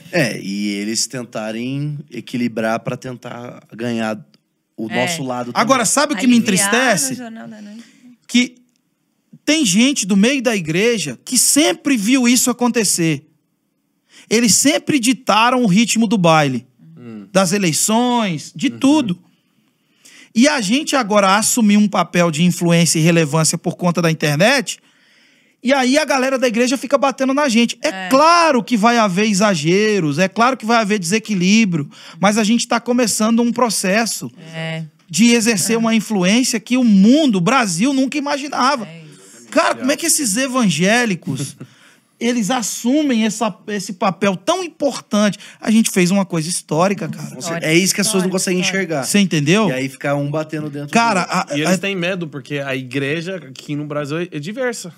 Então, tem pessoas de backgrounds diferentes. Então, eles estão com medo, porque não é só, tipo, um cara branco, um cara moreno, um cara... Não, é todo mundo ali falando com a mesma intensidade, com o mesmo... Óbvio, tipo, não todo mundo, mas... Né? Exatamente. Tipo, indo para um lugar. Eles estão com medo. E a gente cresceu, cara, assim, ó, grandes meios de comunicação cresceram com incentivo de lei de repatriação, lei de incentivo à cultura, verbas de lá, verbas daqui... Vou falar uma coisa para você, dificilmente os nossos meios de comunicação evangélicos conseguiu receber algum tipo de incentivo. Dá para contar no dedo de uma mão os que receberam incentivo dos governos de Fernando Henrique Cardoso, dos governos de Lula, dos governos de Dilma. A gente não conseguiu receber esse tipo de incentivo. Ou seja, o nosso crescimento aqui... Isso aqui é a gente, esses microfones foram comprados com oferta do povo da igreja. Isso mesmo. Essas câmeras aqui, ó, foram compradas por gente que doou, essa luz que tá aqui. Aqui não tem verba de incentivo aqui. E a gente tá falando aqui para mais de 600 mil pessoas num canal. É isso aí. Isso aqui foi um crescimento totalmente, completamente independente e legítimo. Eu não tô tirando a legitimidade de quem cresceu com esse incentivo. Eu tô dizendo que a gente é imprevisível. Improvável. Nossa, é bizarro. Entende? Então, assim... esse é o susto deles. E essa é a compreensão que o povo de Deus precisa ter. Cara, eles sempre foram tão tendenciosos como eles foram na terça-feira, de pulverizar em todos os portais. Cara, todos os portais, a mesma matéria. A mesma matéria em todos os portais. Com meu nome errado. E nenhum desses portais me procurou. Isso é a Se eu fui um entrevistador negro que sofri racismo... Você quer ouvir e aí, você tá bem, sofreu, cara? Coloca você Você sofreu racismo aí Coloca você em rede nacional.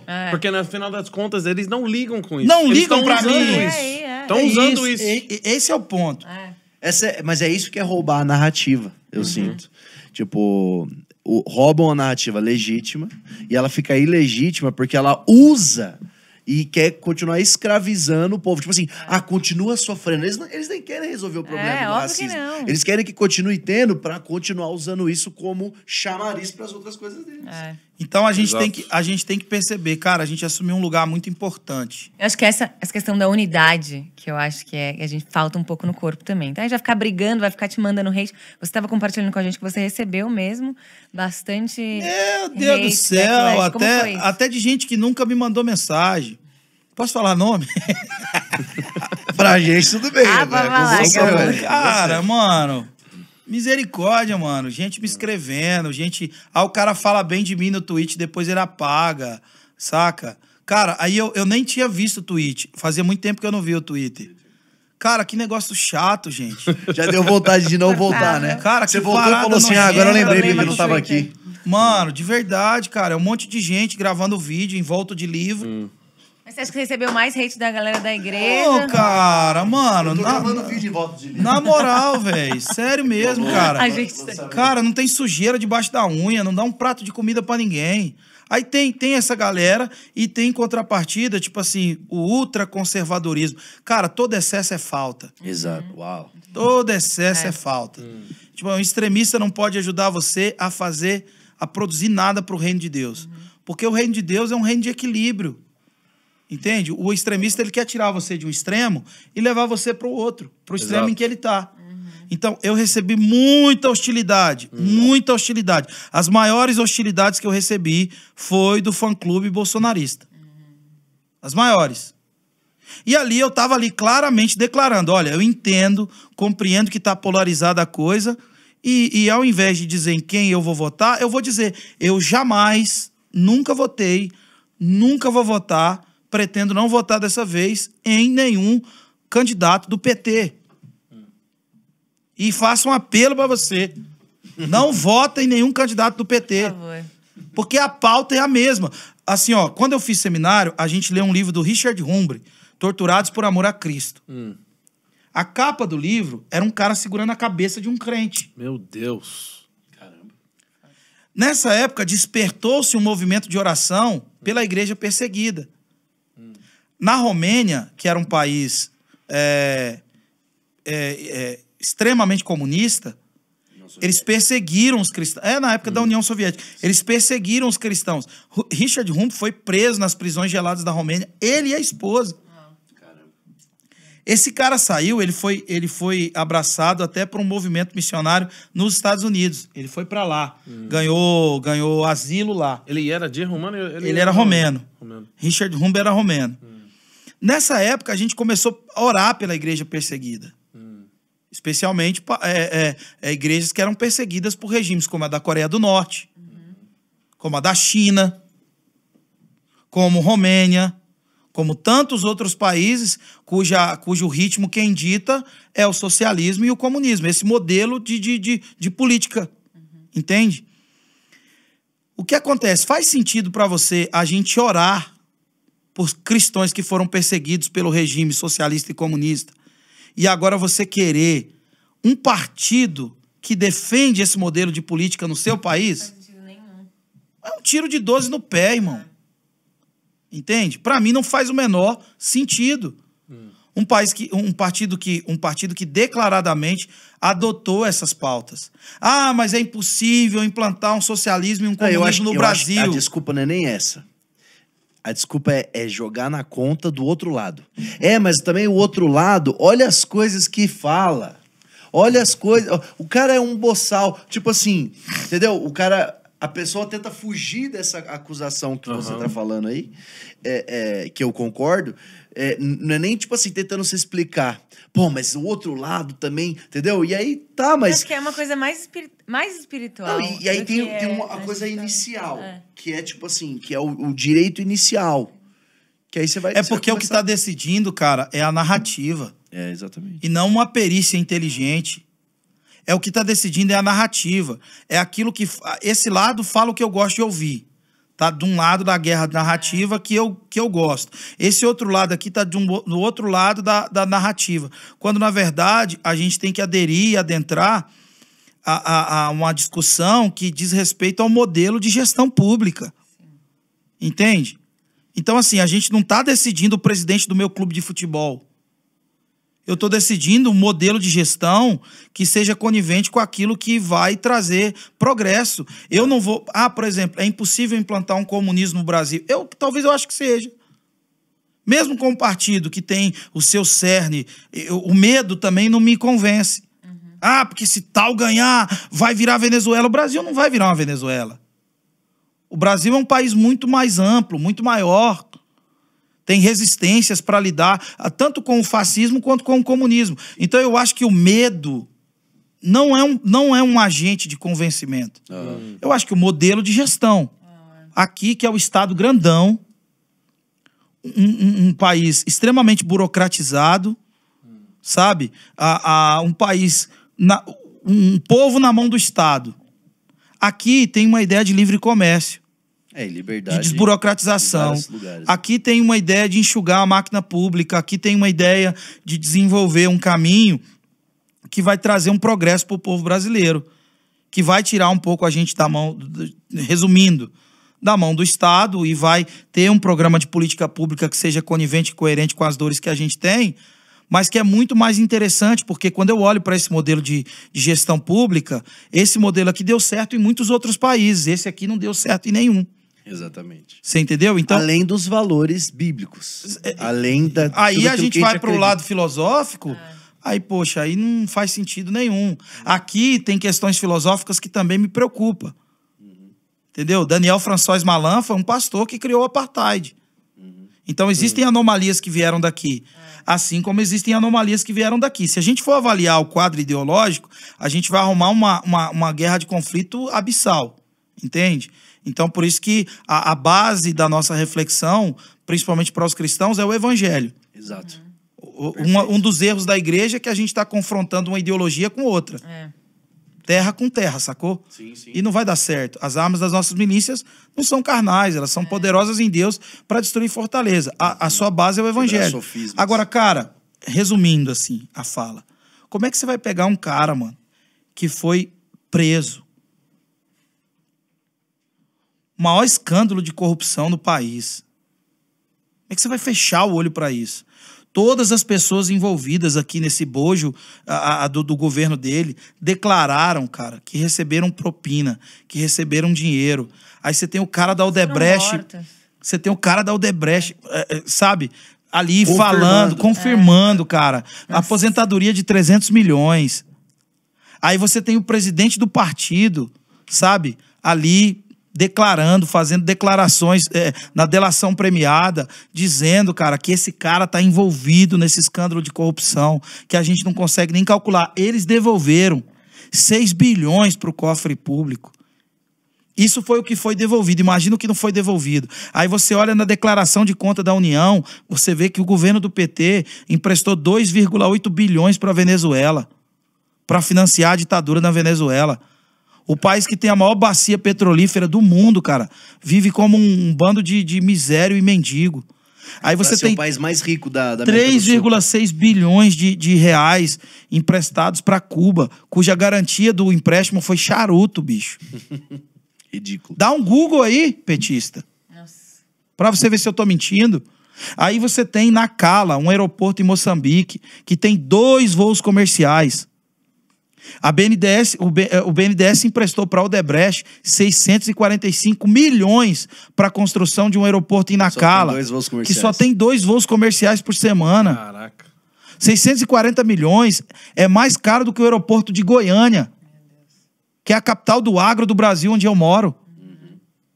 Que muitos outros aeroportos custaram bem menos. Aqui o interior de São Paulo, imagina.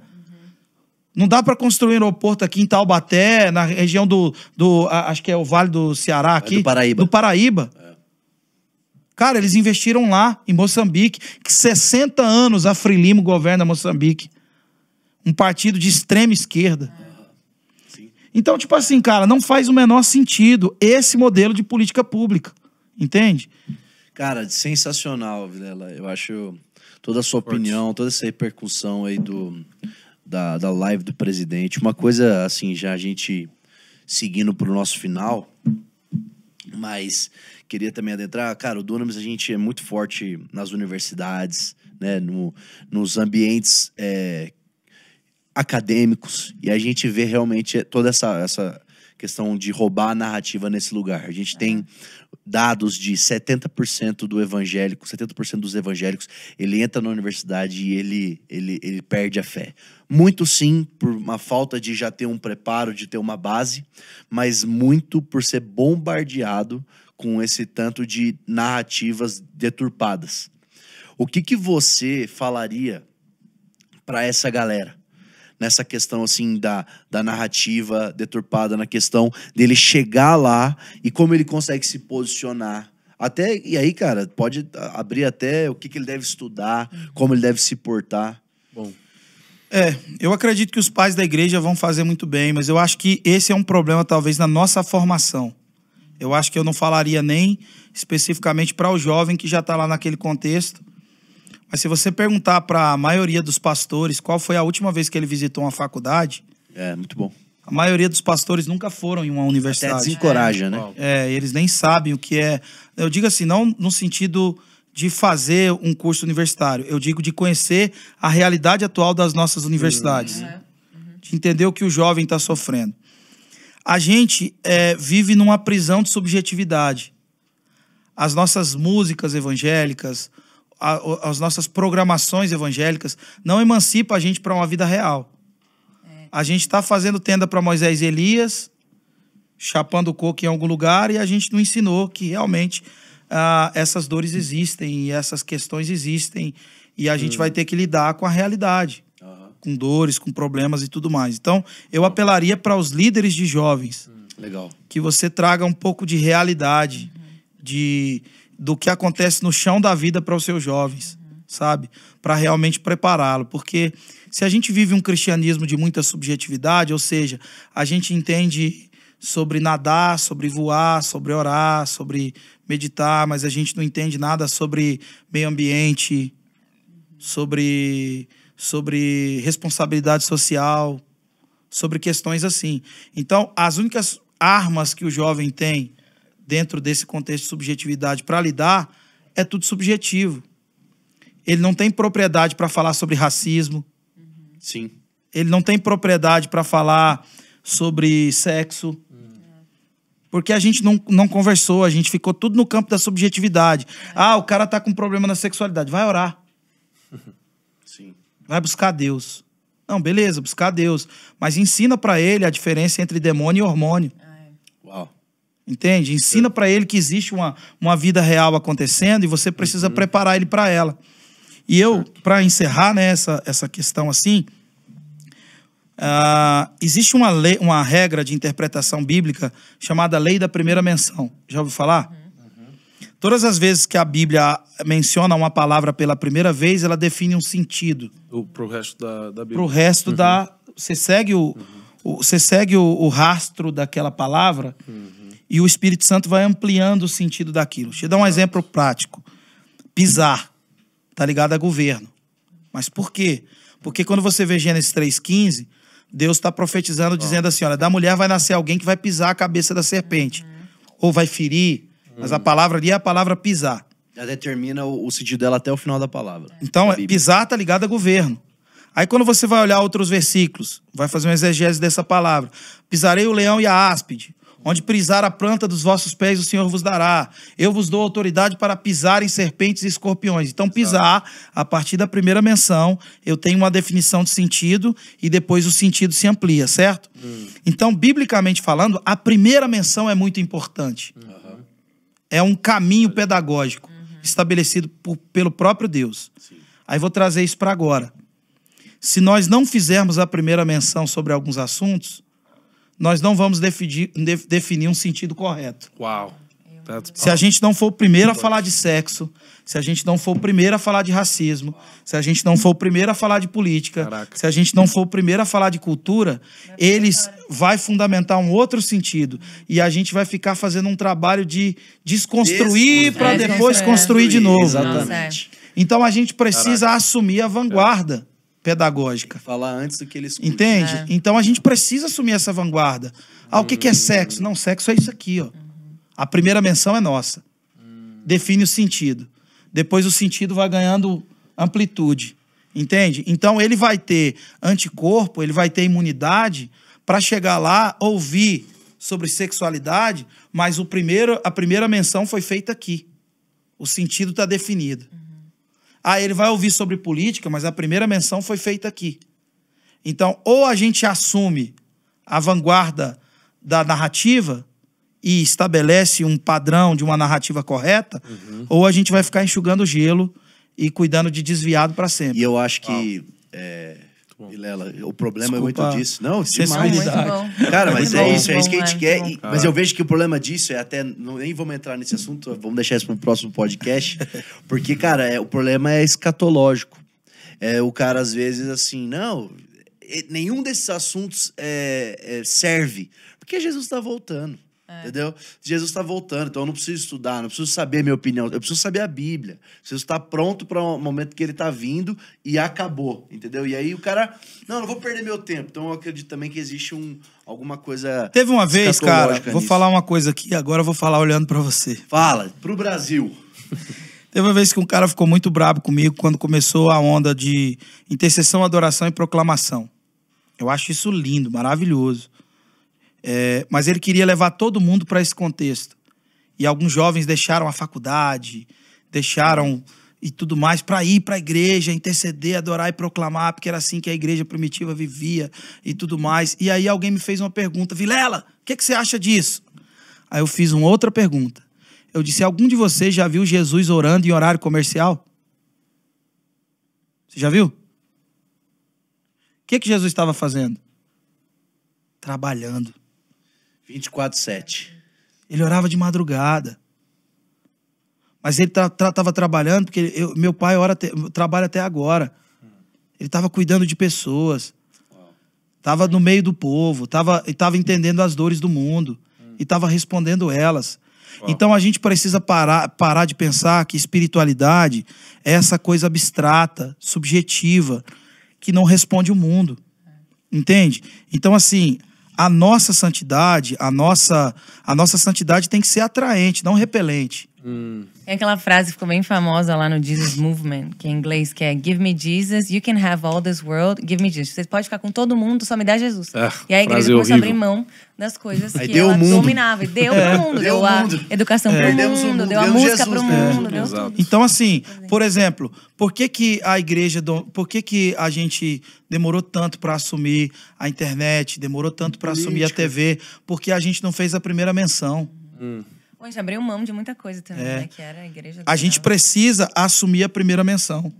Vocês aqui, Dunamis, que é um ministério que tem uma influência tão poderosa e é tão bacana ver vocês fluírem, trabalhar, tudo aqui é excelente, é bonito, é legal. Entendam que é o seguinte, Deus está dando a oportunidade para vocês de fazer a primeira menção e definir sentido em muitas narrativas.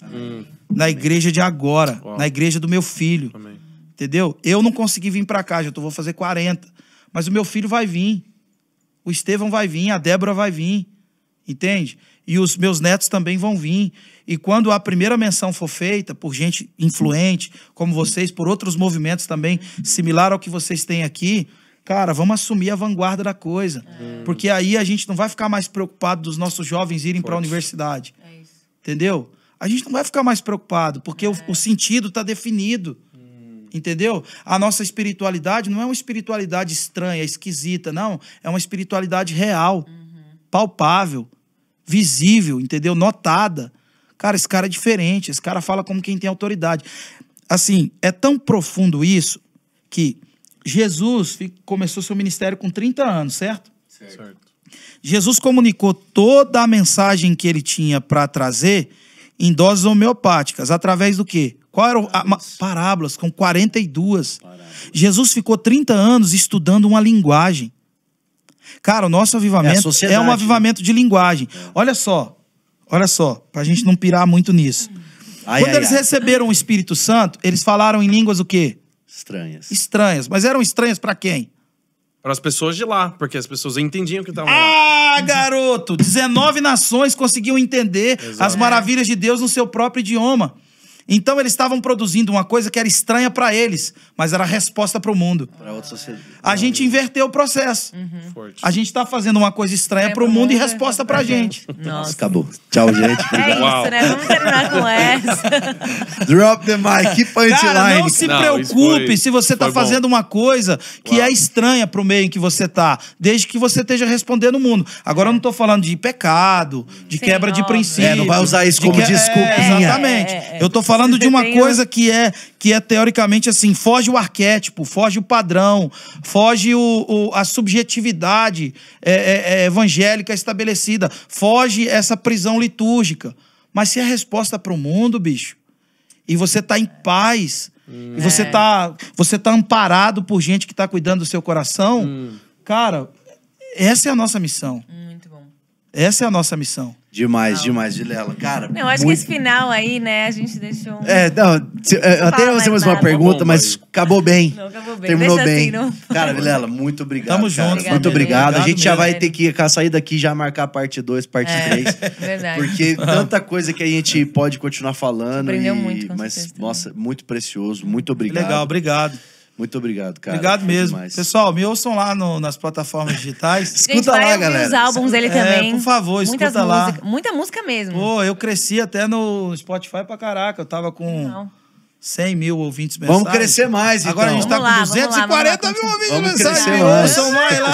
Termina com a música nova aí. Quero ver se soltar a A música música nova é: eu vou botar um samba no meu fone e vou correr no parque. A vida é leve, João, e os percalços faz parte. Aí eu termino com a frase, que eu vou terminar aqui. Se você precisar de alguma coisa, me procura, que eu te ensino a viver sem. Muito bom, muito bom. Valeu, gente. Galera, esse Muito foi bom. mais um Dunamis Hangout. Incrível. Ainda estou Especial. impactada nesse lugar. Muita coisa, cara. Muito bom, Muita muito coisa bom. especial. Deus abençoe vocês. Se inscreve E- no canal aí, Já falou do compartilha. livro, já falou Deixa eu tudo. pegar aqui. Fala o livro, fala do Quem livro, ficou até o gente. final, você é uma pessoa que Precisa tá com a ler esse gente. livro. Então, cara, novo lançamento aqui, dessa aqui na geral, melhor na geral, é que aqui fecha melhor, né? Aqui melhor que fecha melhor. Aqui, ó. Um Poder em Movimento. Esse livro aqui, cara, tem toda a história do movimento Bom pra Dunamis. caramba, já li. Já leu? Já Célio? li, já li. Deu rápido, O hein? Eu gringo comecei a leu ler. em português, então não tem como você O meu ficar terceiro livro é em português. Aí, ó. Então, cara, leia Um Poder em Legal, Movimento cara. pelo Theo Reacho, nosso fundador aqui. Aqui tem toda a história, tanto do Theo e tudo aquilo que Deus depositou na vida dele, e também do Dunamis. Então, É cara, isso. você tem Tá Forte, incrível. gente. Leia Pega esse aí. livro aqui. 4 vezes. Tá aí aparecendo o QR Code na tela. Deus abençoe vocês. É isso, gente. E até o Até a próximo. próxima. Tchau. Valeu, Tchau. tchau, um abraço.